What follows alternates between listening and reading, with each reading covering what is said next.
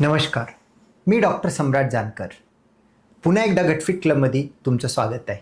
मित्रांनो, आपण गटफिट क्लबमध्ये बरेच जे दैनंदिन जीवनामध्ये आपल्याला प्रश्न येतात किंवा त्या गोष्टींचा आपल्याला त्रास होतो, जे की पचनसंस्थेसोबत रिलेटेड असतात, त्याच गोष्टींबद्दल आपण बोलणार आहोत.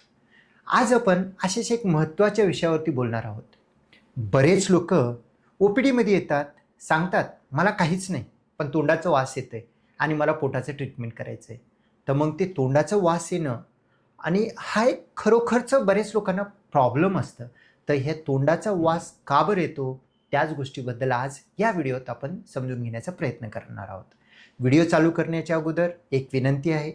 बरेच मराठीमध्ये एकदम सोप्या लँग्वेजमध्ये तुम्हाला समजेल अशा गोष्टी आपण पचनसंस्थेबद्दल तुम्हाला ह्या चॅनलमध्ये गटफिट क्लबमध्ये समजून सांगण्याचा प्रयत्न करतो. तरी आमचं काम आवडत असेल तर व्हिडिओला लाईक आणि शेअर करा आणि आमचा चॅनल सबस्क्राईब करायला विसरू नका, जेणेकरून आमचे पुढचे येणारे व्हिडिओ तुम्हाला अबाधितपणे बघायला भेटतील.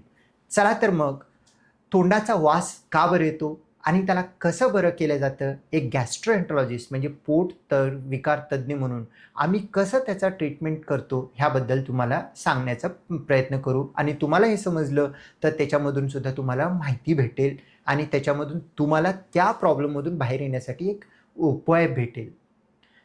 मित्रांनो, बऱ्याच वेळेस ओ-पी-डीमध्ये आला पेशंट तर म्हणतात, "डॉक्टर, मला तोंडाचा वास येतो." कधी-कधी सर्वात पहिला प्रश्न येतो, की खरोखरच तोंडाचा वास कधी येतो? उठल्यानंतर येतो, जेवण केल्यानंतर येतो, झोपताना येतो, दिवसभर राहतो आणि तोंडाचा वास स्वतःला वाटत राहतो का खरोखरचा आहे? हे पण खूप महत्त्वाचं आहे. स्युडो हॅलिटॉसिस म्हणजे हे सर्वात पहिलं समजून घेणं गरजेचं आहे. बरेच लोकं खूप आपल्या शरीर आणि आपल्याबद्दल कॉन्शियस असतात किंवा काही-काही वेळेला आपल्याबद्दल एक न्यूनगंड निर्माण झालेला असतो. त्याला खरोखरचा तोंडाचा वास नसतो, पण त्याला वाटत राहतो, भास होत राहतो. कारण मला कोणी बोलणार नाही, मी बोलण्यासाठी कॉन्फिडंट नाही. आपल्या स्वतःचा एक मानसिक न्यूनगंड असतो, त्याला आम्ही स्युडो हॅलिटॉसिस असतो. ते स्वतःहून आपण कन्फर्म करणं गरजेचं आहे, की खरोखरचं वास आहे का? हे एक आपल्याला वाटतं, ह्या गोष्टीला आपल्याला बघणं गरजेचं आहे. तोंडाचा वास जर का वारंवार येत असेल, त्याला आपण जर का फोडून बोलायचं असेल, कदाचित आपल्या तोंडामधल्या गोष्टींमुळे म्हणजे दातांमध्ये किडलेले आहेत किंवा दातांमध्ये फटी आहे, तिथं अन्न जाऊन बसतो, ब्रश प्रॉपर करत नाही, जिभेवरती खूप घाण तयार होऊन बसतो, तो आपण क्लीन करत नाही. म्हणजे ओरल हायजीन पुअरमुळे होतो. आणि ह्या गोष्टीमध्ये ही गोष्ट जवळपास 50-60% हेच प्रॉब्लेम असतो. मग त्याच्यामध्ये आपलं एका दिवसाची ओरल हायजीन मी तोंड साफ केलं आणि सगळं बरं झालं असं होत नाही. तर आपण काय करायला हवं, दातं क्लीन ठेवणं, दातांची काळजी घेणं, फटीमध्ये काय अटकलं असतं तर झोपण्याच्या अगोदर काढून टाकणं. कारण जर अटकलेलं असेल तर पोटामध्ये कुठंही तोंडामध्ये जर का अन्न अटकून राहिलं, तो अन्न घाण होतो आणि त्याच्यामध्ये बॅक्टेरिया होतात, त्याचा वास येत राहतो. साफ करणं गरजेचं आहे. त्याच्या व्यतिरिक्त जर का त्या डेंटल केरी असतील, म्हणजे तिथं जर का त्या किडलेले दात असतील, तर त्यामुळे सुद्धा होतो. त्यामुळे तुम्हाला डेंटिस्टला भेटून तोंडाची हायजीन बघणं, क्लीन करून घेणं, फटी असतील तर त्याला बंद करून घेणं, हे सगळं करणं गरजेचं आहे. त्याचसोबत दुसरं महत्त्वाचं म्हणजे जिभेवरती खूप घाणीचा एक थर बसलेला असतो, कधीच साफ करत नाही. तर सकाळी उठल्यानंतर ब्रश करत असताना जीभ वगैरे क्लीन करणं किंवा टंग क्लीनरनं क्लीन करून घेणं, असं जर का केलं तर बऱ्यापैकी तो गोष्ट सॉल्व्ह होऊन जातो. त्याला सोडून तुम्ही डेली माउथ वॉश करू शकता. साध्या पाण्याने गुळणा करतो. आपण बघितले असेल गावाकडे, खेड्याकडे एक वयोवृद्ध लोकं तोंडाचं गुळणा करतात, कारण तो पूर्ण घाण निघून जातो. गुळणा करायला काही हरकत नाही. आणि जर का त्या जास्त जर का दुर्गंधी वाटत असेल, काही गार्गलिंग सोल्युशन दिले जातात, त्यानं पण गार्गल केलं तर बऱ्यापैकी सॉल्व्ह होऊ शकतं. त्यानंतर दुसरी जी काही गोष्ट आहे, ती गोष्ट म्हणजे आपल्याला घशामधल्या प्रॉब्लेममुळे होऊ शकतो. घशामध्ये थ्रोटमध्ये जर इन्फेक्शन असेल, टॉन्सिलायटिस असेल, टॉन्सिलर ॲब्सेस असतील, की ह्या गोष्टींमुळे सुद्धा किंवा काही-काही वेळेला डायव्हर्टिक्युलर पाऊच असतं, तिथं अन्न जाऊन अटकत राहतं. त्या अटकल्यामुळे आपण ज्यावेळेला खातो, अन्न पूर्णमध्ये जातं, पण काही अन्न डायव्हर्टिक्युलममध्ये जाऊन अटकतं आणि तो अटकलेल्या अन्नामुळे वास येत राहतो. हे नाही ना, आपल्याला सर्वात दुसऱ्याच टप्प्यामध्ये डेंटिस्टच्या नंतर ENT डॉक्टर म्हणजे कान नाक घशाच्या डॉक्टरांना दाखवून आयडियल स्कोप करतात, साधं थ्रोट एक्झामिन करतात किंवा काही टेस्ट लागलं तर टेस्ट करतात, ते करून बघायला काही हरकत नाही. आणि एकदा तुम्हाला ENT डेंटल नाही आणि मनाची भास नाही हे जर का आता कन्फर्म झालं, मग येतं पोटविकार तज्ज्ञांकडे जाणं आणि त्यांच्याकडून बघणं. आणि जर का आता तुम्हाला ENTचा काय प्रॉब्लेम असेल तर ENTचे डॉक्टर गोळ्या औषधनं बरं करतात किंवा गार्गल आहे, क्लिनिंग आहे, वॉशिंग आहे, त्यांना बरं होऊन जाऊ शकतो. जर का आता ह्या सगळी गोष्टी नसतील तर पुढची गोष्ट येतो आमचा रोल ॲज अ गॅस्ट्रोएंटरोलॉजिस्ट, आणि ते तोंडाचा वास येण्यासाठी 10 ते 20% पोटविकार कारण असू शकतो. जर का आता तुम्हाला तोंडाचा वास येतो, वारंवार ॲसिडिटी होतो, पोट फुगतं, ढेकरं येत राहतात, जळजळ होत राहतं, म्हणजे कदाचित ॲसिडिटीसोबत राहू शकतं.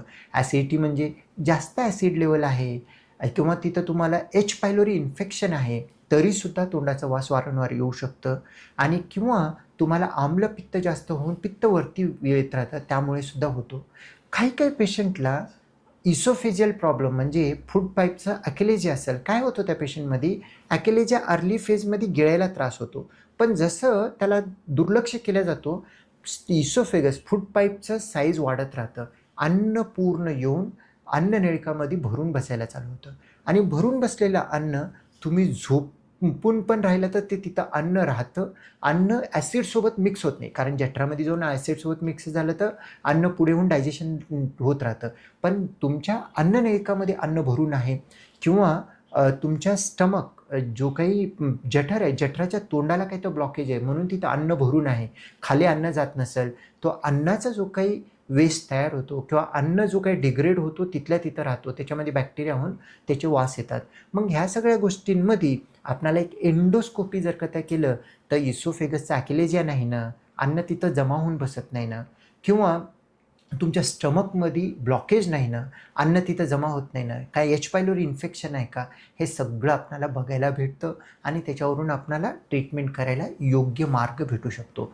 आणि काही काही पेशंटमध्ये गट डिस्पायसिस म्हणजे आतडीमधील, मोठ्या आतडीमध्ये तुम्ही खाणं पिणं तुमची लाईफस्टाईल खराब केल्यामुळे जास्तीत जास्त बॅड बॅक्टेरिया भरलेले आहेत, गुड बॅक्टेरियाचं प्रमाण कमी आहे, तरीसुद्धा तोंडाचा एक वास येण्याची शक्यता राहतो.